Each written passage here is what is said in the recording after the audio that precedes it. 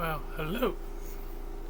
It's time for another edition of Animals True Rock and Roll Stories. And I kept thinking about what do I want to talk about? What are the stories that kind of like stick out? Are they the ones where I'm hanging out with different bands and shit, or is it the creep show stuff where all the really fucked up shit happens? I think some of it is a lot of people like to hear the creep show stuff because they want to know all the dirty little secrets and shit.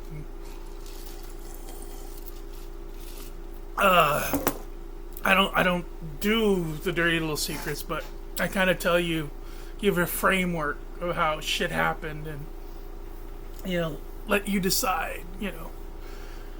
But I think today I'm just gonna do a quick story about the time that I met Kevin DeBrow from Quiet Riot. And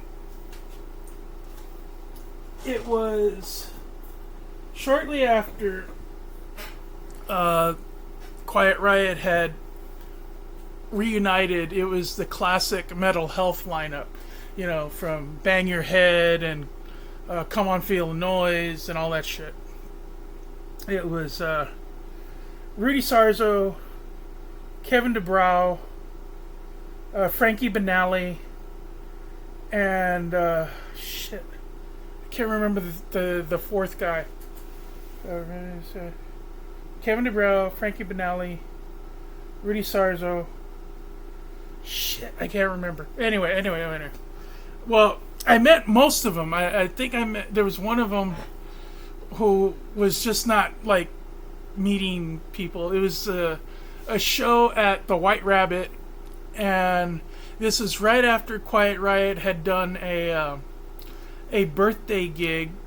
Marilyn Manson hired them to come together and play his birthday party, and it was the Quiet Riot classic lineup, and they kind of got a jolt of energy from that gig, and they got back together and went on the road, and they performed the entire album of Metal Health, along with some stuff from Condition Critical, like Mama We're All Crazy Now, and a couple other tracks.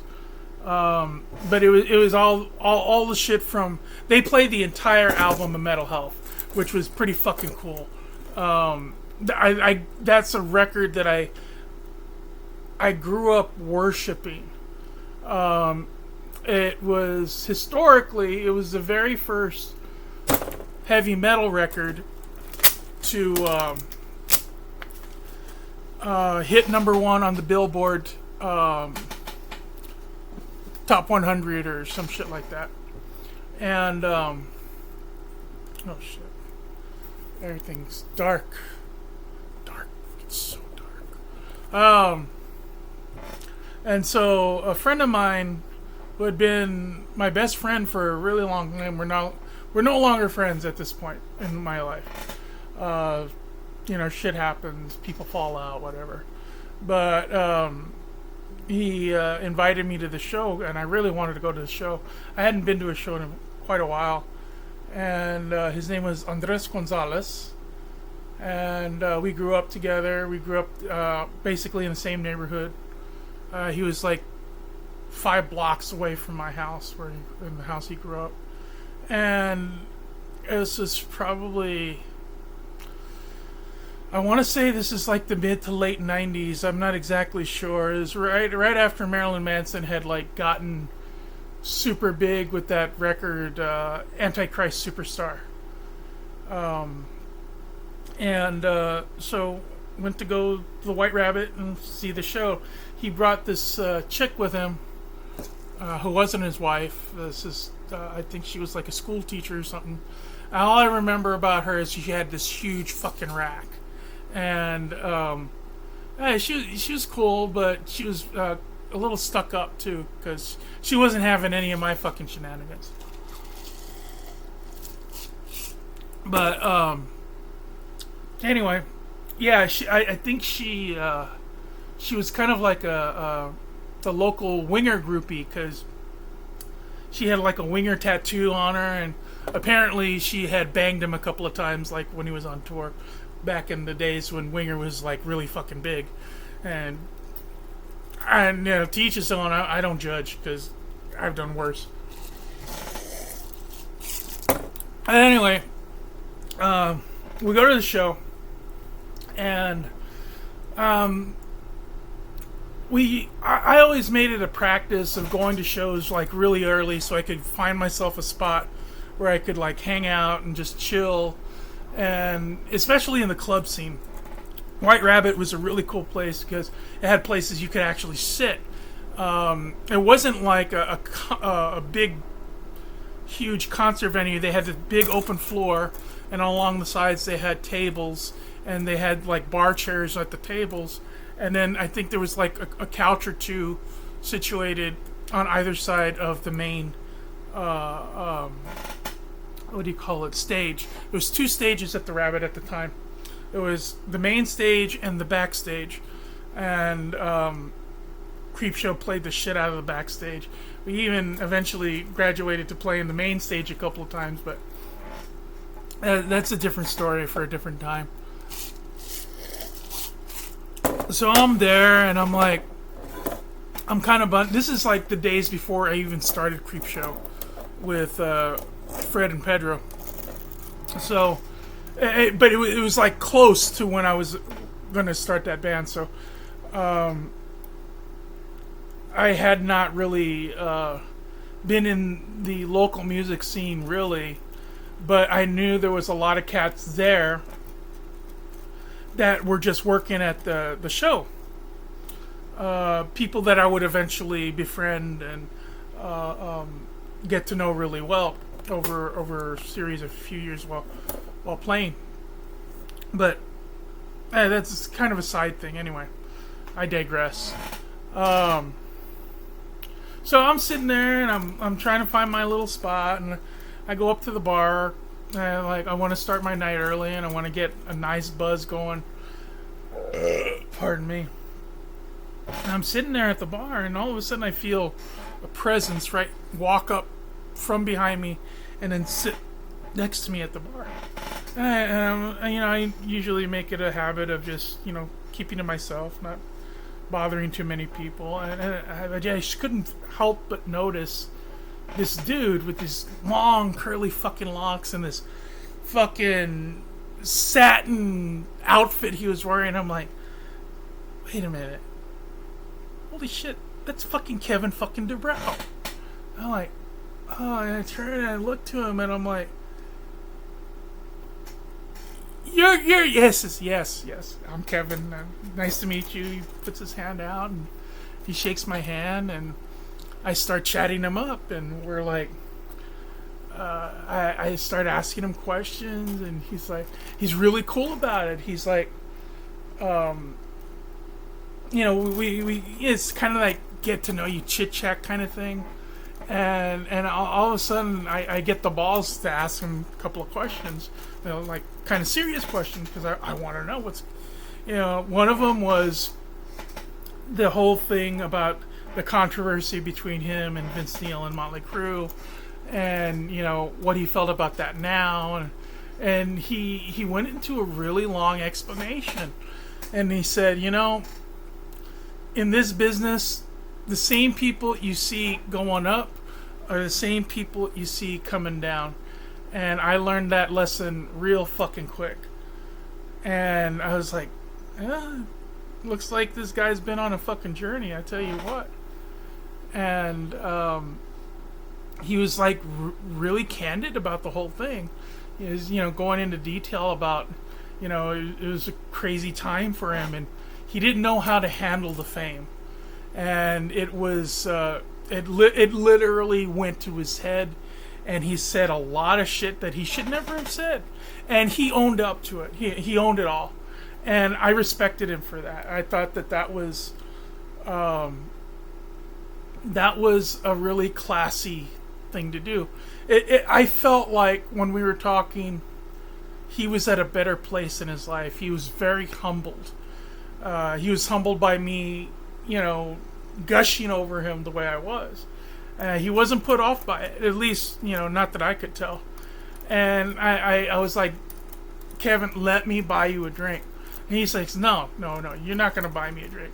I'm going to buy you a drink. And that was the thing that clinched it for me. Because he's like, what he said next really, really resonated. And he said, if it wasn't for people like you who bought the records and listened to the music and has been a fan as long as you're here seeing us 20 something years or whatever, however long it was after their fame had diminished, and he's like, you're still coming to the shows. You guys, and people like you are coming to the shows. You're supporting us because you really want to see us. And I was floored because I wasn't expecting him to be so gracious with me, especially when I kept asking him questions about Randy Rhoads, he was like so cool with it. He's like, you can, and I asked him, I said, can I ask you some questions about Randy? And he says, you ask me anything you want. I won't necessarily answer, but I'll. And he was real cool about it. And I asked him, the kind of stuff that a Randy fan like me would want to know. What was he like? What kind of person was he? And you read all the interviews and you watch all the stuff that's on TV, but you never get a sense of who the person really was unless you talk to somebody who actually knew him. And meeting Kevin DuBrow for me is the closest thing that I've ever experienced in my entire life of actually meeting Randy Rhoads. Randy Rhoads is responsible for me wanting to become a musician, wanting to play guitar and be on a stage. And it was incredibly heartwarming to have this guy who knew him. They were almost like best friends. I mean, I don't know. But it felt like if somebody was willing to listen, he would talk all day about it. And we didn't have all day, but he did sit there with me while having drinks with me for an hour before they went up on stage.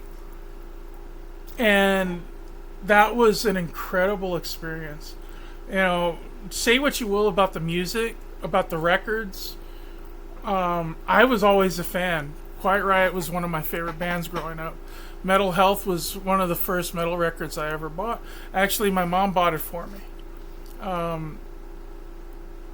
The very first metal records I ever got was Ozzy, Blizzard of Oz, and Diary of a Madman.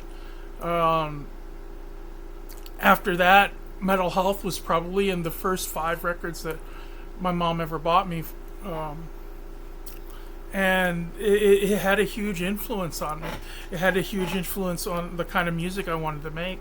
And it was definitely one of the most influential records of my youth.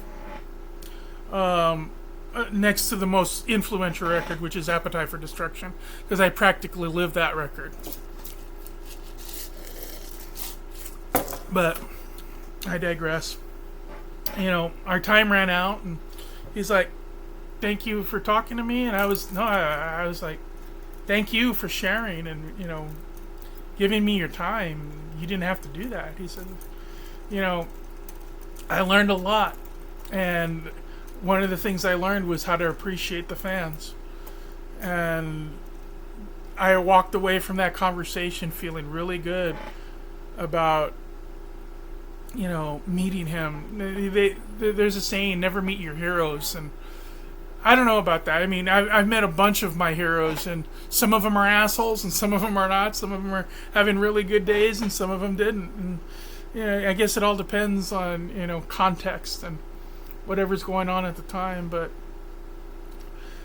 meeting Kevin DeBrow was definitely one of the highlights of me meeting all the different people that I've had the honor and opportunity to have met.